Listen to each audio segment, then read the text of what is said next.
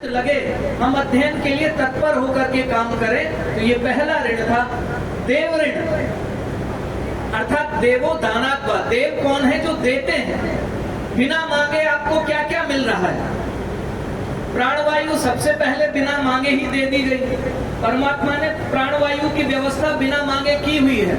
Corona के समय में मांगनी पड़ी तो आप जानते हैं कैसी विचित्र स्थितियां हो गई।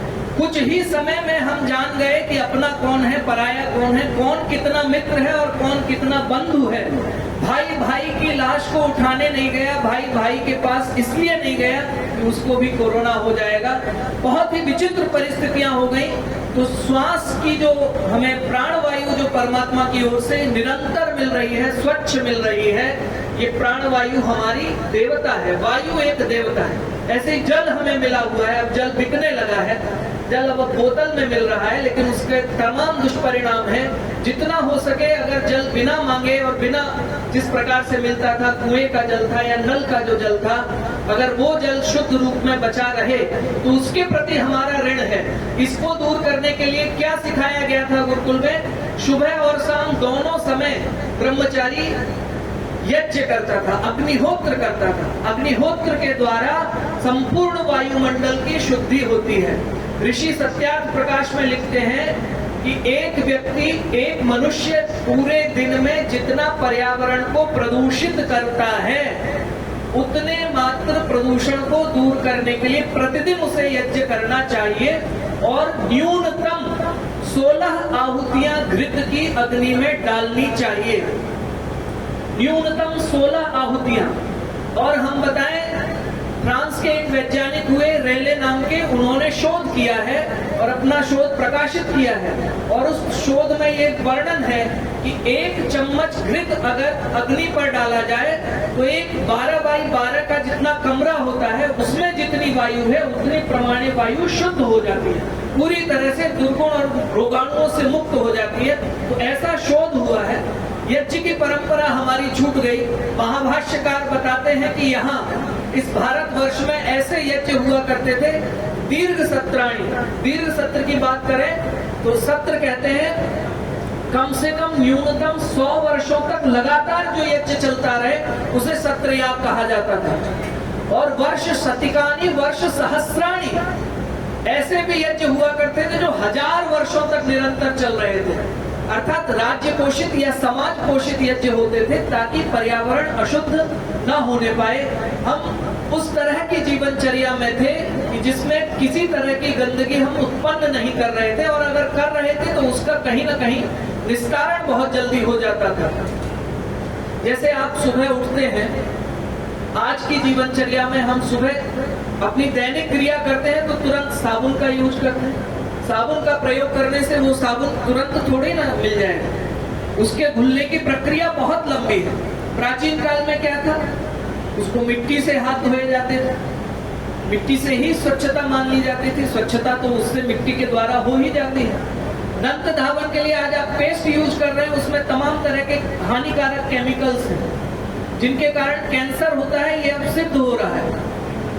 और पहले क्या था? नीम का दातुन, बबूल का दातुन, इन सब के दातुनों से मुख शुद्धि हो जाती थी। या फिर मंजन है, हल्दी है, नमक है, तेल है, इनको मिलाकर के सरसों के तेल से, नमक से दांतों की शुद्धि कर ली जाती थी। मैं ये बताना चाह रहा हूं कि जो दिनचर्या थी प्राचीन काल की, उस दिनचर्या में किसी भी तरह से हानिकारक पदार्थों को जितना छोड़ा जा सकता था उतना छोड़ने की ही परंपरा थी। और उसके विपरीत जो हम कार्बन डाइऑक्साइड जो छोड़ रहे हैं, जो हम प्राणवायु जो छोड़ रहे हैं, जिसका निस्तारण कर रहे हैं, उसकी शुद्धि के लिए यज्ञों का विधान था, जिससे कि देवऋण की पूर्ति, देवऋण का ऋण होते थे हम देवऋण से। और ये ऋण हमें याद रहे, हम किसी भी कालखंड में इनको भूलने न पाए, इसके लिए निरंतर ये बात थी कि भाई उस जनेऊ के धागे में पहला ऋषि ऋण, दूसरा देव ऋण।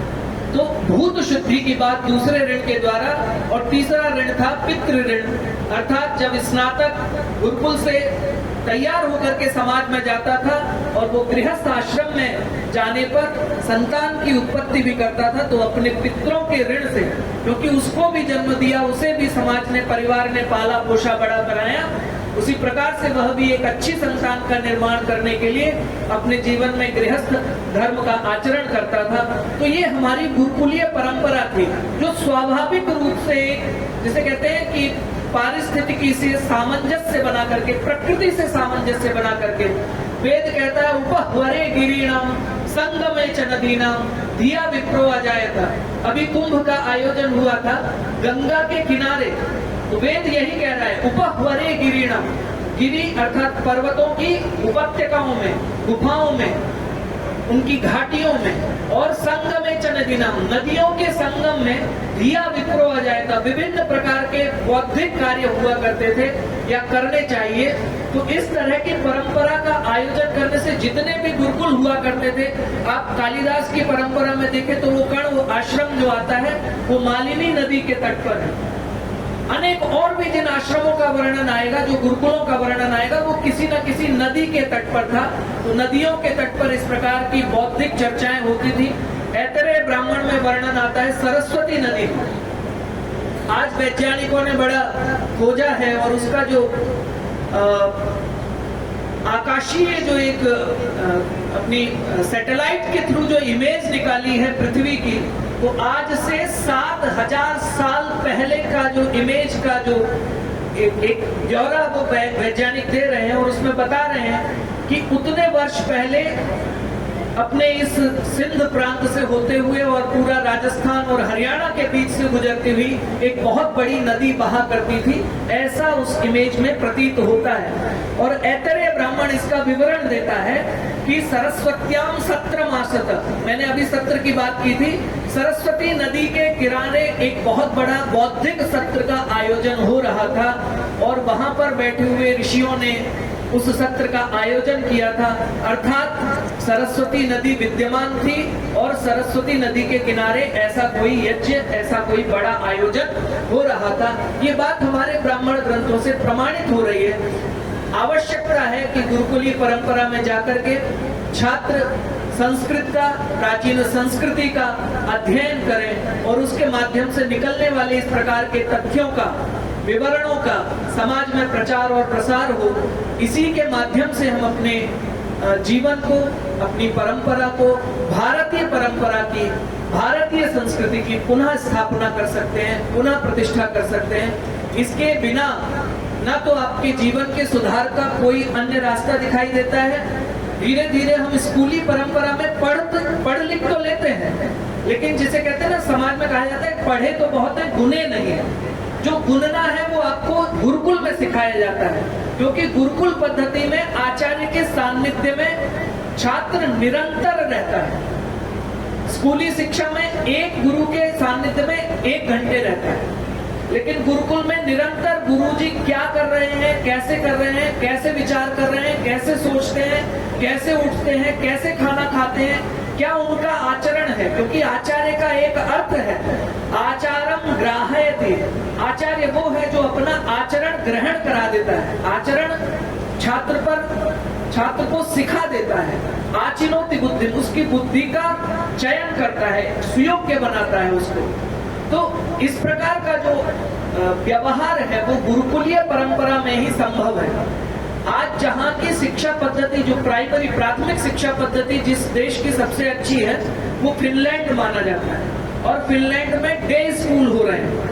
प्राइमरी शिक्षा में वो पूरे दिन छात्र को गुरुकुल में ही, मतलब उसी प्रकार से स्कूल में ही रखते हैं, सुबह से शाम तक। केवल वो सोने के लिए अपने घर जाता है और फिर सुबह तैयार होकर के माता पिता उसे स्कूल में फिर छोड़ देते हैं। तो पूरी तरह से गुरुकुलीय पद्धति पर ही शिक्षा वापस लौट रही है। उसी से ही समाधान संभव है। हम एक छात्र को एक अच्छा नागरिक बना सकते हैं, एक ब्रह्मचारी बना सकते हैं। ब्रह्मचारी जब अच्छा होगा, ब्रह्मचारी मतलब जो ज्ञान के आचरण में निरंतर चल रहा है, ब्रह्म का आचरण, ब्रह्मचर्य, ब्रह्म को चल रहा है। चल रहा है मतलब चर गति भक्षण हो, जिसकी गति उसमें हो रही है, ब्रह्म में हो रही है, अर्थात ज्ञान के ही प्राप्ति में जो निरंतर लगा हुआ है। ये केवल गुरुकुल शिक्षा से ही संभव है, गुरुकुलों से ही संभव है। न केवल इतना, मैं और बढ़ करके कहूँ तो गुरुकुलों में मैंने जो स्वयं सीखा, मैंने खेती भी की है, मैंने बागवानी भी की है, मैंने पौधे उगाए भी हैं, मैंने गुलाब के फूल भी लगाए हैं, मैंने आम के पेड़ भी लगाए हैं। कोई सा ऐसा फल नहीं है जिसकी खेती और उसको लगाने से संबंधित मैं ब्यौरा नहीं जानता हूँ। तो ये सब शिक्षा गुरुकुल में स्वतः हो जाती है। वहाँ श्रमदान का एक समय होता है और उस समय में ये स्वतः संभव हो जाता है। आज की एनईपी नई जो न्यू एजुकेशन पॉलिसी है उसमें ये सब बातें डाली गई हैं कि कुछ समय उन्हें बागवानी भी दिखाई जाए, जो उनकी रुचि की जो चीजें हैं, शिक्षणेतर जो गतिविधियां हैं उनमें भी उन्हें संलग्न किया जाए। तो ये गुरुकुल शिक्षा से ये स्वतः संभव है। तो जब हम अपने समाज का ऐसा विचार बनाएंगे, देखिए कोई भी राष्ट्र, कोई भी शासन प्रणाली इसको आपके ऊपर डालेगी नहीं। शासन नहीं चाहेगा कि वो ऐसे विवेकशील बुद्धिशील व्यक्ति पैदा करें कि वो उनको ही चुन करके उखाड़ के फेंक दें।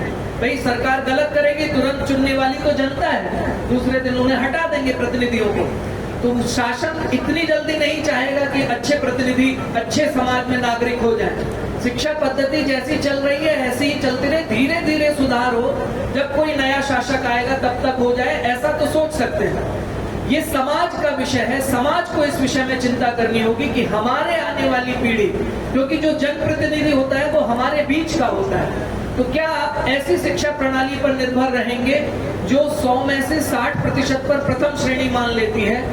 क्या आप ऐसी रोटी खाने के लिए तैयार हैं जो 100 में से 60% तो गेहूं की है और 40% उसमें कूड़ा करकट भरा हुआ है? तो ऐसा कोई खाने को तैयार नहीं होगा। तो क्या हम ऐसे समाज के नागरिकों से अपने जीवन को अच्छा और सुराष्ट्र में परिवर्तन कर पाएंगे?